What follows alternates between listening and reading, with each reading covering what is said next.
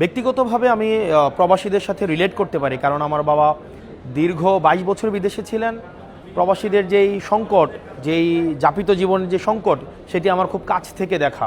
আমরা শুনেছি যে সারাদিন কষ্ট করা শেষে দেশের অর্থনৈতিক চাকাকে সচল রাখার জন্য প্রবাসীরা একটা রুমে এসে বা যখনই বন্ধুবান্ধবের সাথে দেখা হয়, দিন শেষে আলোচনার টপিক কিন্তু বাংলাদেশই থাকে।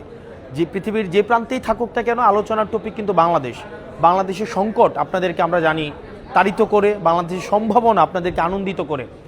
আপনারা দীর্ঘ 50 বছরের বেশি সময়, বাংলাদেশ 71 পরবর্তী সময়ে আপনারা দেশের অর্থনীতির চাকাকে সচল রাখার জন্য আপনারা হাড়ভাঙা পরিশ্রম করে গেলেও আমরা দেখেছি যে ক্ষমতায় কারা যাবে সেটি নির্ধারণে কখনোই আপনাদের ভূমিকা ছিল না।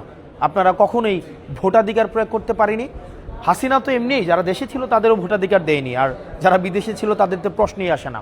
কারা সংসদে প্রতিনিধিত্ব করবে, কারা ক্ষমতা কাঠামোতে অংশগ্রহণ করবে, সেটি নির্ধারণেও আমাদের এই প্রবাসী রেমিটেন্স যোদ্ধাদের সক্রিয় ভূমিকা থাকা উচিত।